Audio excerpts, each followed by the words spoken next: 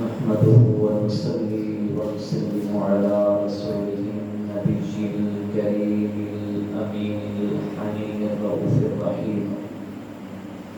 أما بعد فأعوذ بالله من الشيطان الرجيم. بسم الله الرحمن الرحيم. قال الله تبارك وتعالى: قل إن كنتم تحبون الله فاتبعوني يحببكم الله ويغفر لكم ذنوبكم. وقال النبي صلى الله عليه وآله وسلم: لا يؤمن أحدكم حتى أكون أحب إليه من والده وولده والناس أجمعين. جو ہمارا موضوع تقریباً 2-3 دن سے چل رہا ہے وہ ہے محبت رسول صلی اللہ علیہ وآلہ وسلم، یعنی محبت رسول کس طرح ہونی چاہیے. نبی پاک صلی اللہ علیہ وآلہ وسلم کی ذات سے جو محبت کا دعویٰ کیا جاتا ہے وہ کس انداز سے ہونا چاہیے، اور صحابہ کرام نے کس طرح نبی پاک کی ذات سے محبت کی ہے. جو آیات کریمہ میں نے پڑھی اس کا پہلے بھی شان نزول بتایا، اب بھی دہرا دیتا ہوں. یہ آیات کریمہ نازل ہوئی کب؟ جب کچھ لوگ نبی پاک صلی اللہ علیہ وآلہ وسلم کی بارگاہ میں آئے: اے محمد، ہم اللہ کو مانتے ہیں لیکن تم کو نہیں مانتے. تو اللہ تبارک و تعالی نے فرمایا: اے محبوب، قل ان کنتم، آپ ان سے فرما دیجئے ان کنتم تحبون اللہ، اگر تم اللہ سے محبت کرتے ہو، فاتبعونی، پھر میری پیروی کرنی پڑے گی. یحببکم اللہ، پھر اللہ تم سے بھی محبت فرمائے گا. یغفر لکم ذنوبکم، پھر تمہارے گناہوں کو بھی اللہ کریم معاف فرما دے گا.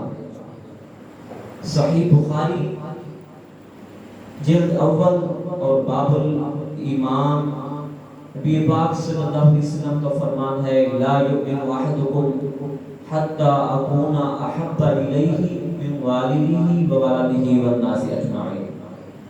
یہ صحیح بخاری کے الفاظ ہیں. اور دوسری کتاب صحیح مسلم میں ہے، نبی پاک صلی اللہ علیہ وسلم نے فرمایا: لا یؤمن عبد، اور تیسری جگہ یہ الفاظ ہیں: لا یؤمن الرجل، یعنی کوئی آزاد بندہ ہو یا غلام ہو، یعنی صاحب ایمان اس وقت تک ایمان والا نہیں ہو سکتا جب تک سب چیزوں سے بڑھ کر محبت اللہ اور اس کے رسول سے نہ کرے گا. جب سب چیزوں سے، ہر ایک سے بڑھ چڑھ کے محبت اللہ اور اس کے رسول سے کرے گا، پھر اس کا ایمان مکمل ہو جائے گا. نبی پاک صلی اللہ علیہ وآلہ وسلم، یہ بھی صحیح بخاری کی حدیث پاک ہے، نبی پاک صلی اللہ علیہ وسلم روانہ ہیں. اور اس سے پہلے دوسرے حدیث پاک ہے وہ سن لیں، جس کو امام احمد بن حنبل رضی اللہ عنہ نے اپنی مسند میں ذکر کیا. آپ فرماتے ہیں: لا یؤمن احدکم حتی یکون اللہ ورسولہ احب الیہ مما سواہما، تم میں سے کوئی اس وقت تک مومن نہیں ہو سکتا جب تک اللہ اور اس کے رسول کی محبت سب چیزوں سے بڑھ کر نہ ہو جائے. اگر دل کے اندر اولاد کی محبت ہے، اگر دل کے اندر ماں کی محبت ہے، باپ کی محبت ہے، بھائی کی محبت ہے، یہ سب محبتیں اتنی ہیں، ان کی شکل آپ کے دل و دماغ میں راسخ ہو چکی ہے، آپ اللہ اور اس کے رسول کی محبت کو بھول چکے ہیں، تو پھر آپ کا ایمان نامکمل ہے. ایمان کے مکمل ہونے کے لیے یہ ضروری ہے یہ شکلیں، یہ صورتیں اپنے دل اور دماغ سے نکال کر اللہ اور اس کے رسول کی محبت کو اجاگر کرنا ہوگا، پھر آپ کا ایمان مکمل ہوگا. سیدنا حضرت عمر بن خطاب رضی اللہ عنہ، آپ وہ صحابی ہیں جب آپ ایمان لے کر آئے تو اللہ تبارک و تعالی نے فرمایا: یا ایھا النبی حسبک اللہ ومن اتبعک من المؤمنین، اے غیب کی خبریں دینے والے نبی، حسبک اللہ، اب آپ کو اللہ کافی ہے، ومن اتبعک من المؤمنین، اور جو آپ کی اتباع کرنے والے ہیں مؤمنین وہ آپ کو کافی ہے۔ تو جب سیدنا حضرت عمر فاروق ایمان لے کر اس وقت تعداد 40 مکمل ہوئی، یہ آیات کریمہ نازل ہوئی۔ آپ علیہ الصلوۃ والسلام نے فرمایا نبوت کا سلسلہ ختم ہو چکا ہے، اگر میرے بعد کوئی نبی ہوتا وہ عمر ہوتے۔ حضرت عمر رضی اللہ عنہ نبی پاک صلی اللہ علیہ وآلہ وسلم کے ساتھ چل رہے تھے ہاتھ میں ہاتھ ڈال کے، تو آپ علیہ الصلوۃ والسلام سے اپنی محبت کا اظہار کیا، یا رسول اللہ مجھے آپ سے محبت ہے۔ کتنا محبت ہے، لَأَنْتَ أَحَبُّ إِلَيَّ مِنْ كُلِّ شَيْءٍ إِلَّا مِنْ نَفْسِي، اے محبوب میں آپ سے محبت کرتا ہوں ہر چیز سے بڑھ چڑھ کے سوائے اپنی ذات کے۔ تو آپ علیہ الصلوۃ والسلام نے جب یہ بات سنی، آپ نے فرمایا اے عمر، تیرا یہ دعویٰ کرنا، یہ بات کرنا کہ میں آپ سے محبت کرتا ہوں، یہ نامکمل ہے۔ یا رسول اللہ وہ کیسے؟ آپ علیہ الصلوۃ والسلام نے فرمایا اے عمر، جب تک اپنی جان سے بھی بڑھ کر مجھ سے محبت نہیں کرے گا تیرا ایمان مکمل نہیں ہوگا۔ تو صحابہ رسول تھے، یہ بات سننی تھی۔ سیدنا حضرت عمر فاروق رضی اللہ عنہ نے فوراً عرض کی یا رسول اللہ لَأَنْتَ أَحَبُّ إِلَيَّ مِن نَفْسِي، یا رسول اللہ آپ کی ذات مجھے اپنی ذات سے بھی زیادہ محبوب ہو گئی ہے، ہر چیز سے بڑھ کر میں آپ سے محبت کرتا ہوں۔ آپ علیہ الصلوۃ والسلام نے فرمایا یا عمر الآن، اے عمر اب تیرا ایمان جو ہے وہ مکمل ہو چکا ہے۔ تو ایمان مکمل ہونے کی جو شرط ہے وہ کیا ہے کہ بندہ سب چیزوں سے بڑھ کر اللہ اور اس کے رسول سے محبت کرے، ہر ایک سے محبت کرے، لیکن جائز اور طریقے سے جب اللہ اور اس کے رسول سے محبت کرنی ہے تو حد سے بڑھ کر محبت کرنی ہے۔ نبی پاک صلی اللہ علیہ وآلہ وسلم کا فرمان، اور یہ جامع ترمذی کے اندر موجود ہے، نبی پاک صلی اللہ علیہ وآلہ وسلم نے فرمایا اے صحابہ احب اللہ لما یغزوہ من نعمہ، اپنے اللہ سے اپنے خالق سے بھی محبت کیا کرو، کیوں؟ لما یغزوہ من نعمہ، وہ تمہیں غذائیں عطا فرماتا ہے، وہ تمہیں صحت و تندرستی عطا فرماتا ہے، وہ تمہیں زندگی دیتا ہے، اور تمہیں جوانی شباب عطا کرتا ہے، اور تمہیں خوشیاں میسر کرتا ہے۔ تم اللہ سے محبت کیا کرو، اللہ تمہیں ہر طرح کے میوے جات عطا فرماتا ہے۔ یہ زمین اگاتی ہے تو اللہ کے حکم سے اگاتی ہے نا۔ تو آپ نے دوسری بات کی اے صحابہ واحبونی بحب اللہ، مجھ سے بھی محبت کرنی ہے، کس وجہ سے کرنی ہے؟ کیونکہ آپ اللہ کے محبوب ہیں، آپ کو اللہ نے بھیجا ہے، آپ نے فرمایا مجھ سے بھی محبت کرو، واحبونی بحب اللہ، اللہ کی وجہ سے محبت کرو۔ اور تیسری بات آپ علیہ السلام نے فرمایا واحبوا اہل بیتی بحبی، اے صحابہ آپ نے اللہ سے بھی محبت کرنی ہے، کیوں؟ کیونکہ تمہیں زندگی عطا فرماتا ہے، زمین اور آسمان کو بنانے والا ہے، یہ سارا نظام قدرت چلانے والا ہے، اور اللہ کی وجہ سے مجھ سے محبت کرنی ہے، اور میری وجہ سے میرے اہل بیت سے بھی محبت کرنی ہے۔ تو آپ علیہ السلام نے فرمایا اے صحابہ، یہ آپ نے جو صحابہ کو حکم فرمایا حقیقتاً یہ امت کے لیے تھا، تا قیام قیامت ہر امتی کے لیے آپ کا پیغام ہے۔ آپ علیہ السلام نے فرمایا اے صحابہ اپنی اولادوں کو ادبوا اولادکم علی ثلاث خصال، آپ نے فرمایا صحابہ اپنی اولادوں کو 3 باتوں کی محبت سکھا کر جانا۔ سب سے پہلے آپ نے فرمایا اپنے نبی کی محبت اپنی اولادوں کے سینوں میں راسخ کر کے جانا۔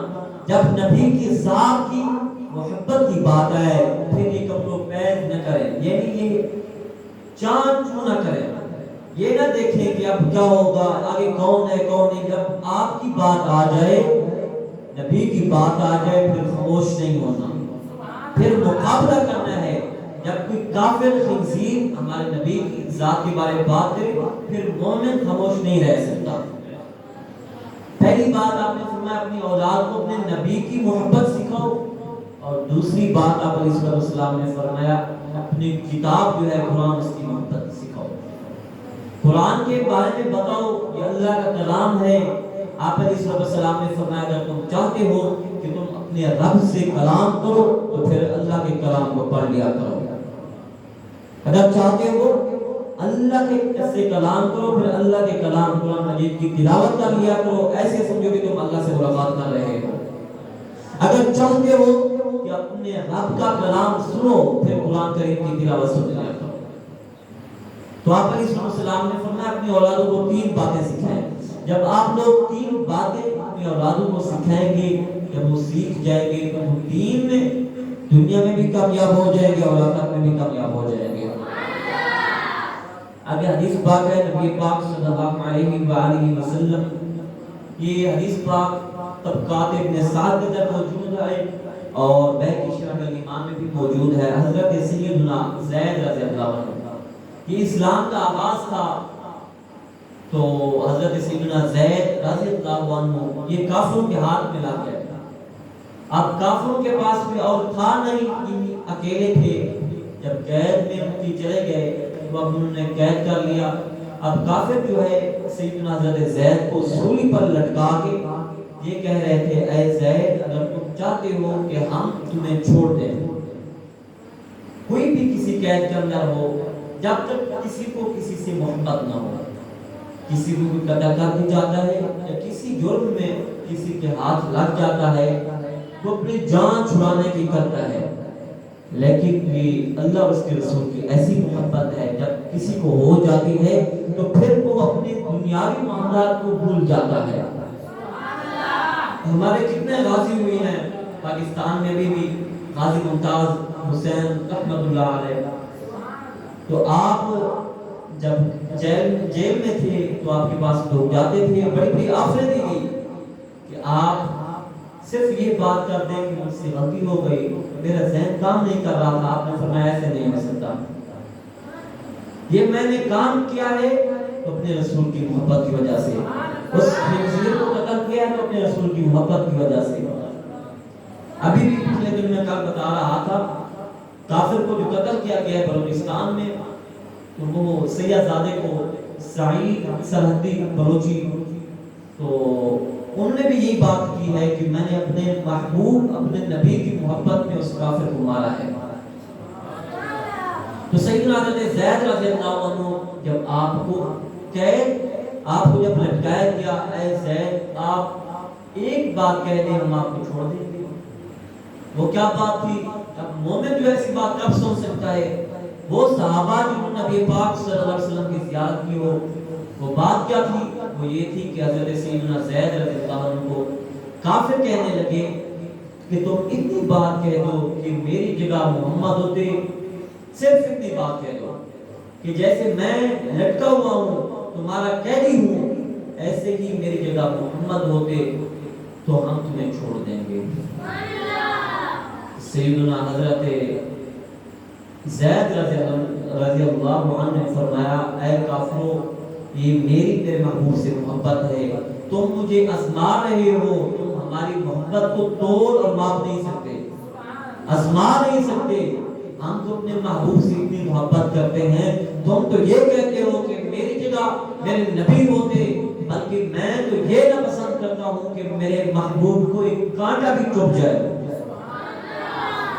تو کافر کہنے لگے ہم تمہیں چھوڑ دیں گے، تمہیں ایک آفر دے رہے ہیں، تم اس کو فالو کر لو تو ہم تمہیں چھوڑ دیں گے، تم جا کر اپنے اہل و عیال میں بسر کرنا، زندگی گزارنا، ہم تمہیں کوئی تکلیف نہیں دیں گے۔ تو سیدنا حضرت زید رضی اللہ عنہ نے فرمایا یہ کبھی نہیں ہو سکتا، اے کافرو تم نے مجھے مارنا ہے تو مار دو، لیکن ایسی بات میں نہ سن سکتا ہوں اور نہیں کر سکتا ہوں، اور نہ ہی مجھے اس طرح کی زندگی کی ضرورت ہے کہ میں اپنے محبوب کی گستاخی برداشت کر سکوں۔ کتنی محبت نبی پاک صلی اللہ علیہ وسلم سے صحابہ نے کی ہے۔